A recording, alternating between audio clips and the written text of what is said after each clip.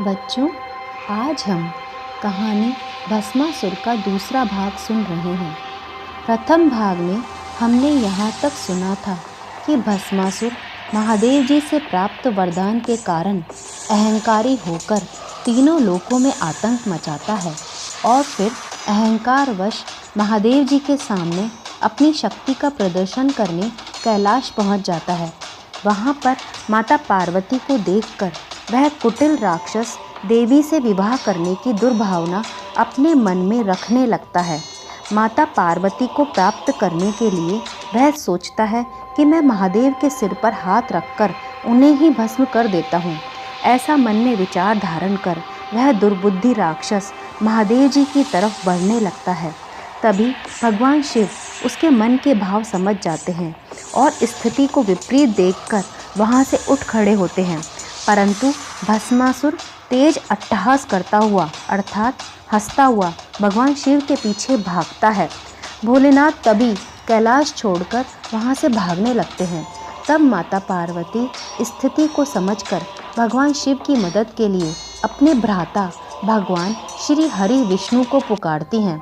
भगवान विष्णु तुरंत ही कैलाश पर पहुँच जाते हैं और वहाँ का सारा वृतांत देखकर मुस्कुराने लगते हैं।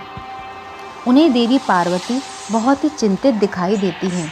तब भगवान विष्णु कहते हैं, आप बिल्कुल भी चिंता मत कीजिए, यह सब महादेव जी की ही लीला है। तब देवी पार्वती भगवान विष्णु से कहती हैं, हे नारायण, अभी मैं अत्यधिक भयभीत हूँ, अतः आप शिव जी की रक्षा हेतु कुछ करिए।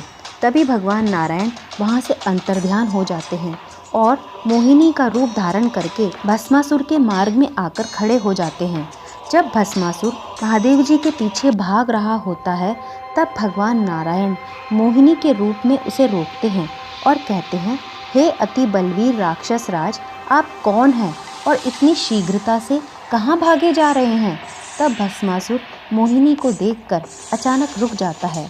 उसी समय महादेव जी वहीं पास में ही छुपकर खड़े हो जाते हैं और वहाँ से भगवान विष्णु की लीला देखने लगते हैं।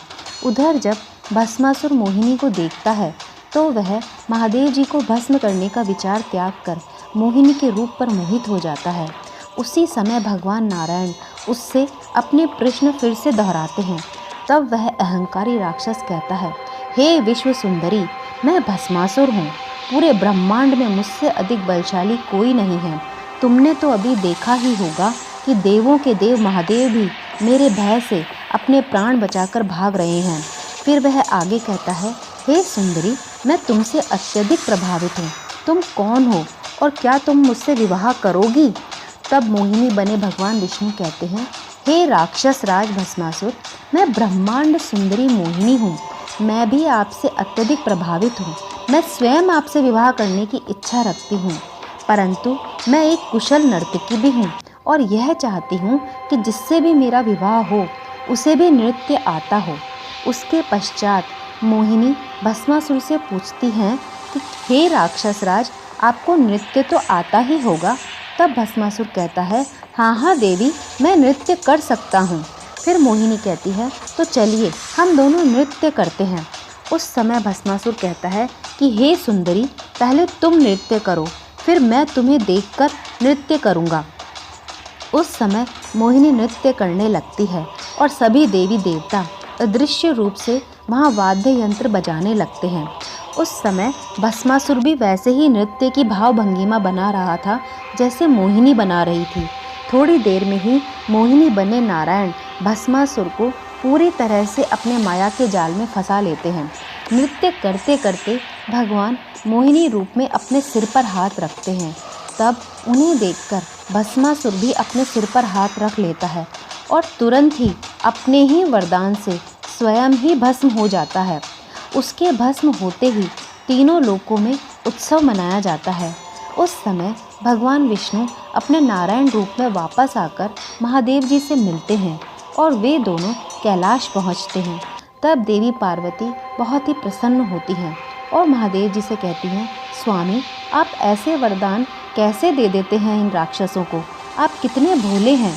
तब महादेव जी और भगवान विष्णु मुस्कुराते हैं। फिर भगवान विष्णु कहते हैं, भगवान, आज से आपका नाम भोलेनाथ भी होगा कोई भी प्राणी आपको जल्दी ही प्रसन्न कर लेगा। उसके पश्चात भगवान विष्णु भोलेनाथ और माता पार्वती को प्रणाम कर वापस बैकुंठ अपने धाम चले जाते हैं और भोलेनाथ व माता पार्वती कैलाश पर प्रसन्न मुद्रा में बैठे होते हैं। बच्चों, देखा भोलेनाथ कैसी कैसी लीलाएं रचकर हम मनुष्यों को समझाना चाहते हैं कि बिना सोचे समझे कभी भी कोई वचन नहीं देना चाहिए।